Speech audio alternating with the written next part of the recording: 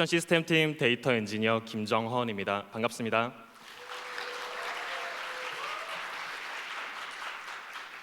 지금 이 뒷시간이 점심시간이에요. 그래서 제가 굉장히 부담스러운 상황인데요.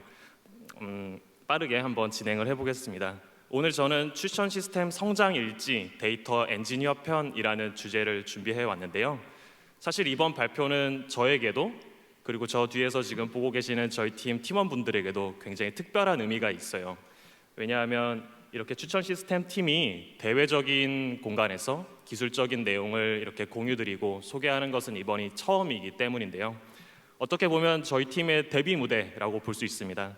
그래서 데뷔 무대인 만큼 오늘은 먼저 우리를 소개해드리는 게 맞지 않나라고 생각을 해봤어요. 그래서 이번 발표에서는 추천을 만드는 저희 시스템의 현재 모습을 소개해드리고 저희가 이 모습을 갖추기 위해 거쳤던 성장의 과정들을 공유해드리려고 합니다. 그래서 이렇게 제목을 성장일지라고 정해봤고요. 추천 시스템 팀이 생긴 지 이제 2년이 조금 넘었습니다. 근데 제가 이 발표를 막 준비하다가 이런 생각이 떠오르더라고요. 우리가 이 내용을 2년 전에 만약에 먼저 알았더라면 얼마나 좋았을까? 이런 생각이 좀 들었었는데, 그래서 오늘 추천을 비롯해서 AI, 머신러닝 서비스를 막 시작하셨거나 아니면 시작하실 개발자, 엔지니어 분들께 도움이 되길 바라면서 발표를 시작해 보겠습니다. 네, 발표 순서는 다음과 같습니다. 우선 우아한 형제들에 적용되어 있는 추천 서비스와 그 추천 서비스를 만드는 추천 시스템 팀을 소개해 드릴 거고요. 그 다음 추천 서비스가 실제로 어떤 시스템 위에서 어떻게 만들어진지 공유를 드리겠습니다. 그 다음으로 추천 시스템을 빠르게 성장할 수 있게 해준 몇 가지 중요한 결정들, 변화들을 함께 살펴보고 마지막으로 이 모든 과정 속에서 저희가 배운 교훈들을 공유 드리겠습니다. 네, 우아한 형제들은 현재 약 30개의 추천 서비스를 제공하고 있고 그 숫자는 빠르게 늘어나고 있습니다. 추천 API 호출 기준으로 하루 약 5천만 건 이상의 추천을 제공하고 있고요. 실제 서비스를 한번 살펴보면 배달의 민족, 배달홈 화면에서 볼 수 있는 가게 개인화 추천, 또 장바구니 화면에서 볼 수 있는 장바구니 메뉴 추천 등 다양한 서비스를 제공하고 있습니다. 그리고 이런 추천 서비스를 만들고 있는 팀이 바로 추천 시스템 팀입니다. 추천 시스템 팀은 추천이라는 단 하나의 목적을 위해 만들어진 목적 조직인데요. 데이터 사이언티스트와 데이터 엔지니어 그리고 PM 이렇게 세 직군으로 구성되어 있고 추천 서비스를 기획하고 추천 모델을 개발하고 서비스에 필요한 시스템을 구축하는 등 추천에 필요한 모든 업무를 수행하고 있습니다. 오늘 세션은 데이터 엔지니어 편이잖아요. 그래서 데이터 엔지니어에 대해 조금 더 이야기해 보겠습니다. 추천 시스템 팀의 데이터 엔지니어에게는 두 부류의 고객이 있습니다. 첫 번째 고객은 누구일까요?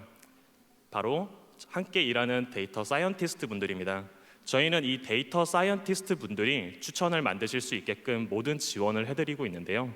예를 들어서 다양한 모델을 실험하고 개발하실 수 있도록 환경도 구축해드리고 모델 개발에 필요한 데이터를 끌어오기 위해 데이터 파이프라인도 만들어드리고 또 모델 학습 속도가 느리면은 학습 코드도 한번 같이 뜯어보고 이렇게 모델 개발에 필요한 모든 업무를 수행하고 있어요. 그러면 두 번째 고객은 누구일까요? 바로 여러분들입니다. 추천 시스템 팀은 음식이나 상품이 아니라 추천을 여러분들께 빠르고 안전하게 배달해 드려야 하는데요. 이를 위해서 대용량 트래픽도 가뿐하게 견딜 수 있는 서빙 API 환경도 구성해야 하고 문제가 생기면 빠르게 인지하고 대응할 수 있도록 모니터링 및 알람 시스템도 구축해야 합니다. 이제 본격적으로 이야기를 시작하기에 앞서서 먼저 짚고 넘어가야 할 부분이 있어요. 데이터 엔지니어 편이라고 해서 아마 전통적인 데이터베이스 위주에 국한된 그런 엔지니어를 떠올린 분도 계실 것 같아요. 근데 앞에서도 말씀드렸지만 추천 시스템 팀의 데이터 엔지니어는 머신러닝 코드도 보고 API 서버도 개발하고 데이터 파이프라인도 만들고 추천과 관련된 모든 업무를 수행하고 있습니다. 그래서 뒤쪽에서도 이런 좀 다양한 분야의 내용들이 나올 예정이니까 먼저 참고 부탁드립니다. 이제 추천 서비스가 실제로 어떤 과정을 통해 만들어지는지 함께 살펴보겠습니다. 추천, 머신러닝 하면 빠지지 않고 등장하는 그림이죠. 데이터를 가져와서 전처리하고 모델을 학습하고 평가하고 배포한 다음에 피드백을 받아서 끊임없이 개선하는 과정, 머신러닝 서비스를 개발하기 위해서는 필요한데요. 그래도 이 중에 전체적인 시스템을 구성하는 방식에 가장 큰 영향을 주는 요소는 빨간색으로 표시해 놓은 모델 학습과 예측 단계일 겁니다. 이 학습과 예측을 어떻게 구성하느냐에 따라서 전체적인 시스템의 모습이 달라지는데요. 오늘은 이 학습과 예측 단계를 중심으로 구성 방식을 설명하겠습니다. 학습과 예측 관점에서 저희가 주로 사용하는 시스템 구성 방식은 두 가지가 있습니다. 첫 번째는 학습 후 오프라인 예측 방식이고 두 번째는 학습 후 온라인 예측 방식인데요. 실제 저희가 운영하는 두 가지 추천 서비스를 가지고 더 자세히 설명하겠습니다. 배민 배달롬 화면의 가게 개인화 추천 서비스는 학습 후 오프라인 예측 방식을 사용합니다. 이 서비스는 어떤 사용자가 어떤 가게를 좋아할지를 파악해서 가게를 추천해드리는 서비스인데요. 여기서 오프라인 예측이란 오른쪽에서 보실 수 있듯이 미리 추천 결과 값을 뽑아서 저장해 놓는다는 의미입니다. 매일, 매주 등 정해진 시간에 누가 어떤 가게를 좋아할지 미리 계산해서 저장해 놓은 다음 사용자가 실제로 앱에 접속해서 추천 결과를 필요로 할 때 이 미리 계산해 둔 추천 결과를 조회해서 응답하는 방식입니다. 조금 더 자세히 살펴보겠습니다. 전체 프로세스를 한 장에 표현해 봤는데요. 뭐가 많아서 되게 복잡해 보이실 수 있는데 데이터의 흐름에 따라서 한 단계씩 살펴보겠습니다. 매일 정해진 시각에 EKS 환경에 위치한 에어플로우를 통해 학습 및 오프라인 예측 파이프라인이 자동으로 수행됩니다. 학습을 위해서는 우선 학습 데이터가 필요하겠죠. S3에 저장된 뷰, 클릭과 같은 로그 데이터와 가게 정보와 같은 메타 데이터를 가져와 데이터를 전처리하고 학습 데이터를 생성합니다. 생성된 학습 데이터는 S3에 저장되고 하이브를 통해 관리되는데요. 이 과정은 아래쪽에 보이는 EMR on EKS를 통해 관리되는 스파크 클러스터 상에서 수행됩니다. 이제 학습 데이터가 준비되었으니 모델을 학습시킬 차례인데요. 모델 학습 단계는 GPU 환경에서 수행됩니다. 이 GPU 환경은 아래쪽에서 보실 수 있듯이 데이터 센터에 위치한 ABEC GPU로 구성된 쿠버네티스 클러스터 환경인데요. 이 에어플로우와 GPU 사이의 학습 과정에서는 뒤쪽에서 조금 더 자세히 살펴보고 우선은 넘어가도록 하겠습니다. 이 학습이 끝나면 모델이 생성되고 모델은 동일하게 S3에 저장됩니다. 그리고 저희는 이 모델을 MLflow를 통해 관리를 하고 있어요. 이렇게 생성된 모델은 바로 다음 단계에서 사용되는데요. 바로 추천 결과 생성 단계입니다. 이 과정을 통해 저희는 추천 결과, 즉 어떤 사용자가 어떤 가게를 좋아할지를 뽑아낼 수 있습니다. 이렇게 생성된 추천 결과는 S3에 저장되는데 이 S3에 저장된 데이터는 아무래도 API가 빠르게 접근해서 조회하기는 힘들어요. 그래서 마지막으로 API가 쉽게 조회할 수 있도록 몽고DB와 같은 데이터베이스로 추천 결과를 업로드합니다. 추천 API가 호출되면 저희는 데이터베이스에 저장된 사용자의 추천 결과를 조회해서 응답합니다. 이렇게 미리 추천 결과를 뽑아서 저장해 놓는 방식을 오프라인 예측 방식이라고 부르고 있습니다. 그럼 또 다른 방식을 한번 살펴보겠습니다. 두 번째 시스템 구성 방식은 학습 후 온라인 예측 방식인데요. 비마트 장바구니 상품 추천 서비스는 사용자가 장바구니에 어떤 상품을 담았을 때 그 상품과 함께 어울릴 만한 상품을 추천해주는 서비스입니다. 이 서비스는 사용자가 장바구니에 진입한 그 시점에 모델에게 일을 시켜서 추천 결과를 동적으로 만들어내는 온라인 예측 방식을 사용하고 있습니다. 앞의 경우와는 다르게 파이프라인이 두 갈래로 나뉘죠. 온라인 예측을 위해서는 모델뿐만 아니라 모델에 함께 전달할 피처 데이터도 필요하기 때문입니다. 이번에도 한 단계씩 살펴보겠습니다. 위쪽 단계는 모델과 관련된 단계입니다. 이전과 동일하죠. 로그 데이터와 메타 데이터를 가져와 학습 데이터를 만들어내고 이 학습 데이터를 통해 모델을 학습시켜서 S3에 업로드 시켜놓습니다. 다음 단계는 피처 데이터를 준비하는 단계인데요. 스파크를 통해 데이터를 처리해서 피처 데이터를 생성하고 이 피처를 API가 빠르게 조회할 수 있는 데이터베이스, 이 경우에는 몽고DB에 업로드해야 합니다. 그러면 이렇게 모델과 피처 데이터가 준비가 되었습니다. 추천 API는 사용자 요청이 들어오면은 우선 몽고DB에 위치한 피처를 조회합니다. 그리고 미리 로드해 놓은 모델에 이 피처 데이터를 입력해서 예측을 수행하고 그러면 추천 결과가 생성이 되는 거죠. 그리고 이를 사용자한테 전달하는데요. 이렇게 사용자 요청 시점에 API 호출 시점에 모델에게 일을 시켜서 추천 결과를 만드는 방식을 온라인 예측이라고 부르고 있습니다. 두 가지 방식을 소개해 드렸지만 사실 이 외에도 다양한 선택지들이 있어요. 이 두 가지 방식을 함께 사용할 수도 있고 아니면 심지어 학습을 온라인으로도 할 수도 있죠. 어떤 방식을 사용할 것인지를 결정하기 위해서는 이 오른쪽에 보이는 것처럼 많은 요소들을 고려해야 합니다. 예를 들어서 모델 예측 속도가 너무 느리다. 그래서 서비스 요구 사항을 만족시킬 수가 없다. 이러면은 실시간으로 모델을 예측시키기는 아무래도 부담스럽잖아요. 이럴 때에는 오프라인 예측을 고려해봐야 합니다. 이 예측과 관련해서 더 자세한 내용이 궁금하신 분들은 이따가 오후에 저희 추천 시스템 팀 정현님께서 좀 더 자세히 다뤄주실 예정이시니까 참고 부탁드리고요. 이제 다음으로는 추천 시스템을 빠르게 성장할 수 있게 해준 중요한 결정들, 변화들 세 가지를 살펴보겠습니다. 첫 번째는 추천 전달 방식의 변화입니다. 추천 서비스를 운영한다는 것은 결국 앱 또는 서버와 통신하면서 추천을 전달해 준다는 것을 의미하는데요. 편의를 위해서 추천 서비스를 호출하는 쪽을 앞쪽 서버라고 부르겠습니다. 보통 전시나 리스팅 같은 백엔드 서버가 되겠죠. 그리고 그러면은 실제로 추천 결과를 앞쪽 서버에게 어떻게 전달하는 것이 가장 효과적일까요? 아마 만든 분들이 뭐 그냥 API로 전달하면 되는 거 아니야? 라고 생각하실 것 같아요. 그런데 더 간단한 방법이 있습니다. 그냥 데이터를 그대로 전달하는 방식인데요. API도 결국엔 데이터를 전달하는 하나의 방법이잖아요. 그래서 이 데이터를 그냥 데이터베이스에 올려줌으로써 추천을 전달할 수 있습니다. 이렇게 어떤 사용자가 어떤 가게를 좋아하는지 추천 스코어와 함께 데이터베이스에 올려놓으면은 앞쪽 서버는 이 DB를 사용자 기준으로 조회해서 추천 스코어 순으로 가게를 정렬한 다음 그 결과를 사용자한테 응답하는 거죠. 실제로 초반에 이런 방법을 많이 사용했습니다. 이런 방식에는 어떤 장점이 있냐면 간단하고 편하다는 장점이 있는 거죠. 데이터만 말아서 올려주고 그 뒤는 전혀 신경을 안 써도 돼요. 그냥 API를 개발할 필요도 없고 운영을 할 필요도 없고 트래픽을 신경 쓸 필요도 없고 그냥 데이터가 잘 올라가는지만 확인하면 됩니다. 그러니 결과적으로 운영 부담이 적은 거죠. 그래서 처음에는 이런 형태로 추천을 전달했었는데요. 시간이 지나면서 한계점들이 나타나기 시작했습니다. 그 한계는 의존성이라는 형태로 나타났는데요. 데이터 전달 방식은 두 가지 의존성을 불러왔습니다. 첫 번째는 다른 팀에 대한 의존성입니다. 한마디로 뭔가 작업을 하려면 다른 팀의 작업도 같이 필요해지는 거예요. 다른 팀의 일정에 저희가 영향을 받게 됩니다.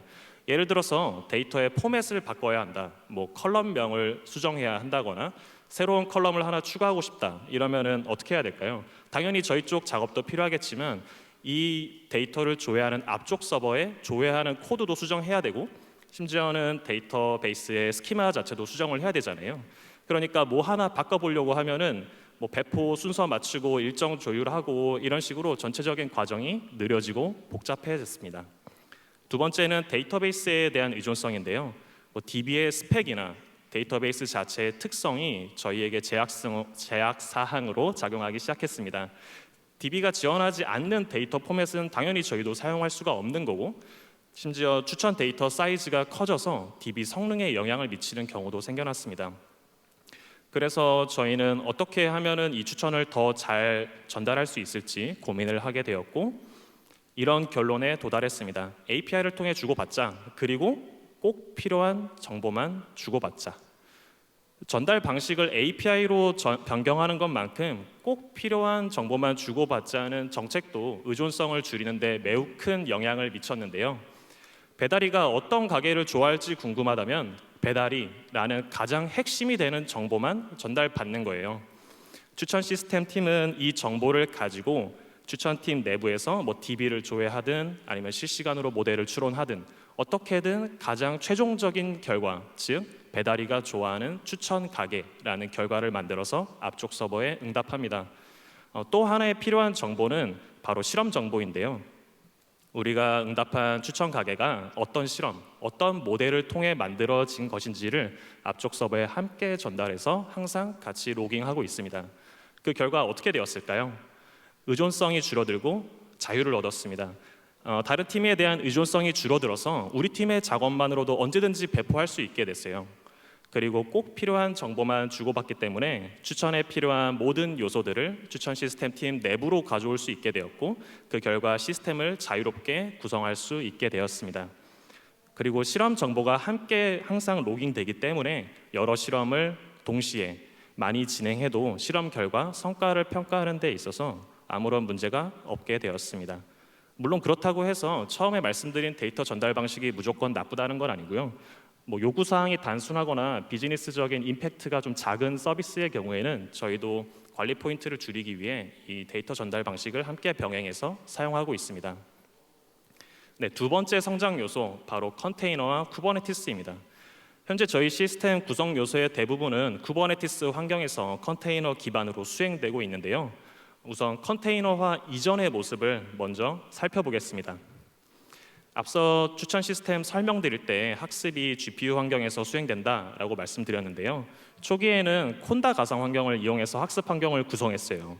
이렇게 데이터 센터에 위치한 GPU 서버 내부에 배민이라는 콘다 가상 환경을 만들어 두고 그 콘다 환경에서 파이썬 코드를 실행하면 GPU 학습이 실행되는 시기였습니다.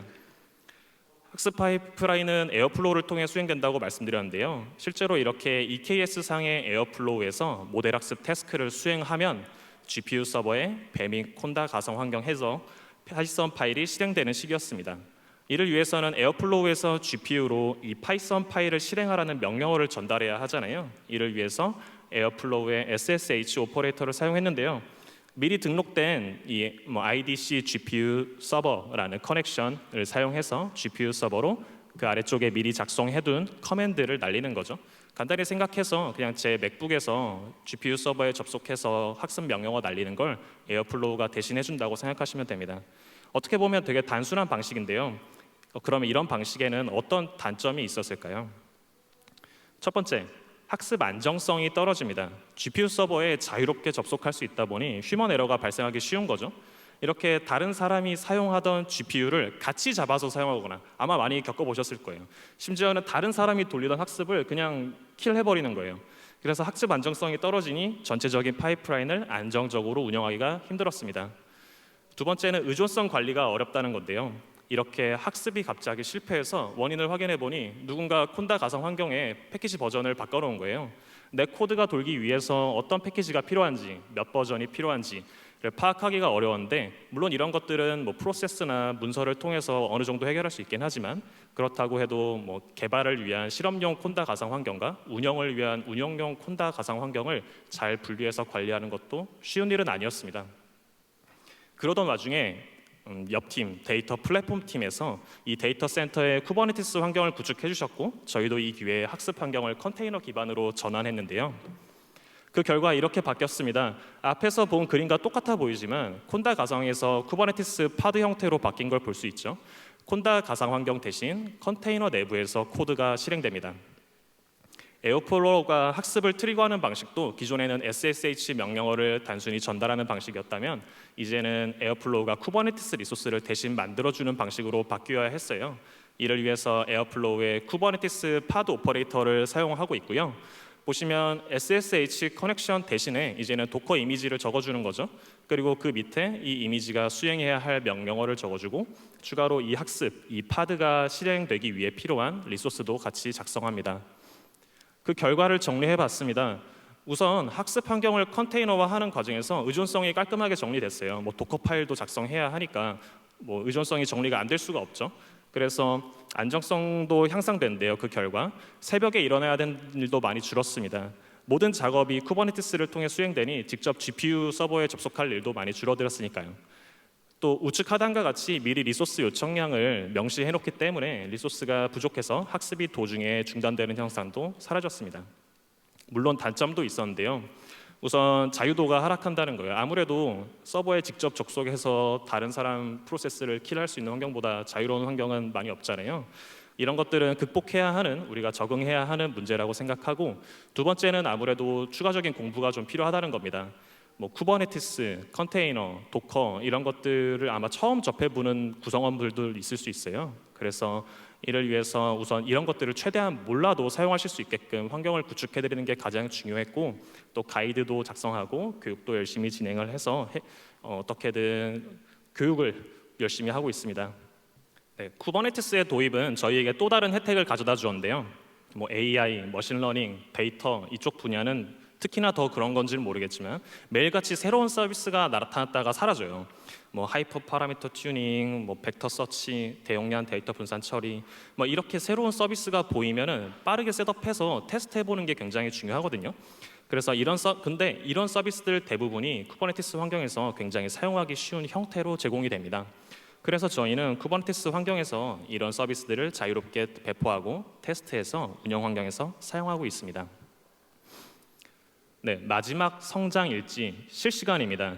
AI나 머신러닝 서비스를 고도화시켜 나가다 보면 언젠가는 이 실시간이라는 단어를 만나게 됩니다. 뭐 사용자의 실시간 피드백이 필요해요? 아니면은 모델 추론을 실시간으로 하고 싶어요? 또는 성능을 실시간으로 확인하고 싶어요? 이런 요구 사항들이 생겨나는데요. 그런데 먼저 이 실시간이라는 단어를 먼저 잘 살펴볼 필요가 있습니다. 왜냐하면 다 같은 실시간이 아니기 때문인데요. 실시간은 크게 두 가지로 구분할 수 있습니다. 첫 번째, 모델 동작 시점이 실시간이냐를 이야기하는 경우입니다. 사용자에게 추천을 제공해야 하는 그 시점에 모델에게 일을 시켜서 추천 결과를 만들어낸다. 이걸 보통 실시간 모델 추론이라고 하죠. 두 번째는 데이터를 실시간으로 취득할 수 있느냐라는 건데요. 뭐 사용자의 클릭, 검색과 같은 사용자 이벤트를 실시간으로 가져와서 우리 추천 서비스에 녹여내고 싶을 수 있어요. 이때 필요한 건 실시간 데이터 파이프라인 또는 이벤트 스트리밍이라고 부릅니다. 오늘은 이 오른쪽 실시간 데이터 파이프라인에 대해 조금 더 이야기해 보겠습니다. 추천과 실시간 데이터가 만나면 새로운 가능성이 열리는데요. 오른쪽 화면을 보시면 방금 본 상품과 비슷한 상품이라는 추천 서비스가 있습니다. 이처럼 방금 본 상품, 뭐 방금 클릭한 가게, 방금 장바구니에 담은 상품 등을 추천 서비스에 녹여내면 완전히 새로운 서비스를 만들어낼 수 있어요. 그렇다면 어떻게 시스템을 구축해야 이런 실시간성 데이터를 추천 서비스에 잘 녹여낼 수 있을까요? 가장 간단한 방법부터 살펴보겠습니다. 간단한 방법은 그냥 실시간 정보를 함께 전달받는 거예요. 앞쪽 서버에서 이 정보를 가지고 있다고 가정하고 저희는 단순히 이를 전달받아서 추천 결과를 만들어내는 거죠. 그렇기 때문에 추천 시스템 팀은 이 실시간 데이터를 얻기 위해서 추가로 뭔가를 개발할 필요가 없어요. 저희 입장에서는 너무 간단한데 당연히 여기에는 단점이 숨어 있습니다. 네, 또 의존성이 생기는 건데요.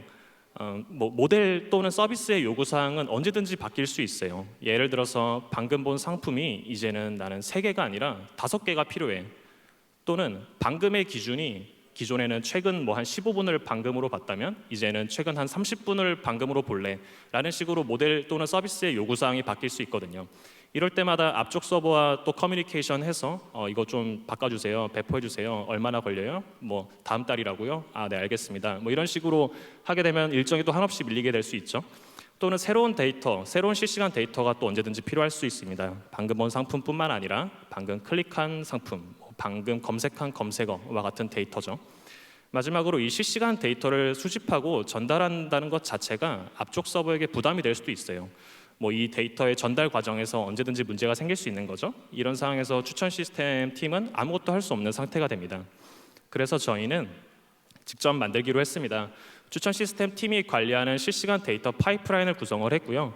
뭐 사용자의 클릭과 같은 실시간 데이터가 카프카 클러스터로 전달되면 저희는 플링크를 통해 이 데이터를 추천 시스템 팀 카프카 클러스터로 가져옵니다. 이렇게 추천 시스템 팀 내부로 가져온 데이터는 저희가 이제 자유롭게 뭐 필터링하고 트랜스폼해서 저희가 원하는 형태로 만들어내는 거죠. 그 다음 이 최종적인 데이터를 API가 조회할 수 있는 장소에 올려줘야 되는데요. 카프카 커넥트를 통해 몽고DB 등의 데이터베이스에 업로드합니다. 실제로 추천 API를 호출할 때에는 이런 모습인데요. API에 전달되는 파라미터 값을 보면 방금 본 상품이라는 파라미터가 없어졌어요. 이 방금 본 상품 정보는 저희가 자체적으로 수집하고 조회하고 있기 때문입니다. 첫 번째 성장 일지에서 말씀드렸었는데 꼭 필요한 정보만 주고받게 된 거죠. 이런 과정을 통해 의존성이 또 줄어들었고 자유로운 개발이 가능해졌습니다. 네, 이렇게 빠르게 저희 성장 일지까지 소개를 드렸는데요. 마지막으로 저희가 2년간의 성장 과정을 통해 얻은 교훈 2가지를 공유하겠습니다. 첫 번째는 선택과 집중의 중요성입니다. 추천 서비스를 만들고 운영하는데 필요한 기술과 서비스들을 한번 쭉 적어봤는데요. 너무 많아서 중요한 애들만 좀 이렇게 추려봤는데도 이렇게 많더라고요. 제가 말씀드리진 않았었지만 저희 추천 시스템 팀 데이터 엔지니어가 3명입니다. 3명이서 이 모든 요소를 개발하고 관리할 수 있을까요? 아무래도 쉽지 않아 보이는데요. 그래서 저희는 한정된 인원으로 더 좋은 추천 서비스를 만들기 위해서 끊임없이 선택과 집중을 해야 합니다. 실제 있었던 일인데요. 작년쯤에 추천 시스템 팀의 API 서버를 모두 쿠버네티스 EKS 환경으로 이전해야 했어요. 그런데 앞서 말씀드렸듯이 저희 엔지니어는 3명이고 심지어 쿠버네티스 클러스터 운영 경험도 없는 거죠. 그냥 단순히 사용만 해봤어요. 그런데 마침 옆 팀, 데이터 플랫폼 팀에서 EKS를 셋업하고 운영하고 계신 거예요. 이런 상황 속에서 저희에게는 2가지 선택지가 있습니다. 이 데이터 플랫폼 팀의 EKS에 올라탈까? 아니면은 우리가 직접 셋업해서 사용할까? 2가지 선택지가 있는데 여러분들이라면 어떤 선택을 할 것 같으신가요? 네, 첫 번째 선택지, 그냥 올라타고 운영은 데이터 플랫폼 팀에 맡기자라고 생각을 해보면 자연스럽게 이런 걱정이 따라옵니다. 데이터 플랫폼 팀도 일이 바쁘신데 우리의 요구 사항을 다 맞춰주실 수 있을까? 또는 새벽에 갑자기 문제가 생기면 데이터 플랫폼 팀에서 빠르게 대응을 해주실 수 있을까? 또는 아마 호기심 많은 개발자라면 이런 생각도 하실 것 같은데 클러스터 운영 경험 나도 한번 해보고 싶은데 이거 귀한 경험인데 이런 생각도 하실 수 있죠. 그렇다고 해서 저희가 직접 운영해보자라고 하면 또 이런 걱정이 따라와요. 내가 잘 할 수 있을까? 안 해봤는데. 그리고 내가 괜히 삽질하느라 우리 프로젝트 일정에 차질이 생기지는 않을까? 이런 고민도 들고요. 그리고 지금 개발 업무 하느라 안 그래도 바빠 죽겠는데 운영 업무까지 하면은 내가 시간이 남아 날까? 아무래도 운영을 한다는 건 이제 문의에도 대응해야 된다는 거고 유지 보수를 해야 된다는 거잖아요. 그래서 열띤 토론을 거쳤고 그 결과 올라타기로 했습니다. 우선 데이터 플랫폼 팀의 클러스터를 사용하고 문제가 생기면 따로 구축하자. 어떻게 보면은 굉장히 자주 사용되는 격언이잖아요. 우선 합치고 나중에 필요하면 나누자라는 결정을 한 거죠. 그리고 감사하게도 지금까지 아무런 문제 없이 데이터 플랫폼 팀의 EKS 위에서 추천 API가 잘 운영되고 있습니다. 그래서 실제로 저희가 사용하는 서비스들, 실제로 저희가 운영하는 서비스들은 많지가 않습니다. 이 초록색으로 표시한 기술이나 서비스만 저희가 직접 관리하고 개발하고 있는데요. 그 외에는 데이터 플랫폼 팀, 클라우드 스토리지 개발팀 등 많은 팀들이 대신 운영하고 유지 보수해주고 계십니다. 그 덕분에 저희는 추천에만 집중할 수 있게 된 거죠. 결과적으로 배운 점은 잘하는 것을 잘하자라는 겁니다. 유명한 그림인데요. 한 10년은 된 것 같아요. ML 서비스에 이렇게 많은 요소들이 필요하다는 건데 이걸 다 하려다가는 아무것도 못하겠다라는 것을 배웠습니다. 우리가 잘하는 것과 남들이 잘하는 것을 구분해서 선택과 집중을 해야만 한다는 거죠. 추가로 다른 팀의 서비스를 사용할 때에는 보다 더 적극적인 사용자가 되려고 노력하고 있는데요. 사내 서비스도 결국 서비스고 모든 서비스는 사용자의 관심을 필요로 하잖아요. 그래서 저희가 적극적으로 사용하고 피드백도 드리고 그렇게 하면은 이제 사내 서비스도 성장하고 동료분들도 성장해서 결국에는 추천 시스템 팀, 추천 서비스에 도움이 되는 방향으로 돌아오더라고요. 네, 이런 이야기를 듣고 아마 이렇게 말씀하시는 분들도 계실 것 같아요. 우리도 EKS 누가 대신 해주면 좋지. 근데 우리는 그런 팀이 없는데요. 우리는 사람이 별로 없는데요. 네, 당연히 그런 말씀하실 수 있고 사실 저희도 마찬가지입니다. 계속 성장하다 보면 언젠가는 아무도 대신 해줄 수 없는 직접 헤쳐나가야만 하는 상황이 오기 마련인데요. 그런 과정 속에서 저희가 배운 2번째 교훈은 목적을 잊지 말자는 겁니다. 아마 일을 하다가 길을 잃고 헤맨 경험 다들 있으실 것 같아요. 저는 보통 2가지 경우가 있었는데요. 첫 번째는 계획에 없던 일을 하는 경우입니다. 저희는 SQL 쿼리를 많이 사용하는데 컨벤션이 중구난방이에요. 누구는 select를 대문자로 쓰고 누구는 소문자로 써요. 이게 지켜보기가 너무 힘든 거죠. 그래서 이거를 한 방에 포매팅을 맞춰버리자라는 일을 이제 만들었어요. 그런데 이제 쿼리를 잘 살펴보니까 마음에 안 드는 부분이 자꾸 보이는 거예요. 왜 이렇게 짰지 내가? 그래서 처음부터 다시 짜야겠다라는 식으로 옆길로 새는 그런 경우가 있었고요. 2번째는 수단에 꽂히는 경우입니다. 러스트, 카프카, 라지 랭귀지 모델 이름도 너무 멋있지 않나요? 이런 수단들에 꽂혀 있는 상태에서 새로운 문제를 만나면 먼 길을 돌아가게 됐습니다. 뭐 이미 러스트에 꽂혀 있어요. 가장 사랑받는 언어 1위래요. 이러면은 이거를 그냥 지나갈 수가 없잖아요. 그래서 이 상태에서 이걸 뭔가 써먹어 볼 만한 일이 생긴다? 그럼 무조건 러스트. 뭐 이런 식으로 가는 거죠. 뭐 예를 들어서 실시간 데이터가 필요하다고? 그러면 카프카로 해야지. 뭐 이렇게 되는 거예요. 뭐 사실은 훨씬 간단하고 쉬운 해결책이 있을 수가 있거든요. 그래서 길을 잃지 않기 위해 이런 노력들을 하고 있습니다. 뭐 당연할 것 같은 이야기인데 자꾸 까먹게 되는 것 같아요. 우선 목표가 명확해야 합니다. 뭐 SQL 자동 포매팅 또는 API를 빠르게 구현. 이렇게 목표를 정한 다음에는 눈 양옆을 가리고 그냥 그 목표를 해결하기 위해 그냥 돌진하는 거죠. 그런데 물론 SQL을 다시 짜는 것, 러스트, 카프카 모두 언젠가는 해야만 하는 필요한 일일 수 있습니다. 단지 지금 당장 해야만 하는 게 아닌 거죠. 그렇기 때문에 우선 적어놓고 백로그에 넣어놓고 당장 주어진 목표 먼저 해치운 다음 그 다음 다시 백로그에서 이런 문제들을 꺼내서 봤는데요. 근데 또 재밌는 거는 나중에 꺼내서 보면은 또 그렇게 재미가 느껴지지가 또 않는 것 같아요. 그래서 참 쉽지가 않은 것 같고 그래도 뭐 계속 노력하는 수밖에 없는 것 같습니다. 저희도 계속 노력하고 있고요. 네, 오늘 말씀드렸던 것들을 빠르게 다시 한번 정리하겠습니다. 우아한 형제들의 추천 서비스와 추천 시스템 팀을 소개해드렸고 추천이 어떻게 만들어지지 살펴봤습니다. 오프라인 예측, 온라인 예측 뭐 이런 말씀드렸죠. 그리고 그 다음으로 몇 가지 성장 포인트들을 공유해드렸는데요. 뭐 API로 꼭 필요한 정보만 주고받자. 그리고 컨테이너와 쿠버네티스 그리고 실시간 데이터 파이프라인 이런 말씀드렸고 마지막으로 저희가 얻은 교훈들 뭐 선택과 집중, 잘하는 것을 잘하자 그리고 목적을 잊지 말자 이런 말씀들 드렸습니다. 네, 이렇게 추천 시스템 성장 일지 공유 드렸고요. 다음번에 더 성장해서 새로운 성장 일지로 찾아오겠습니다. 감사합니다.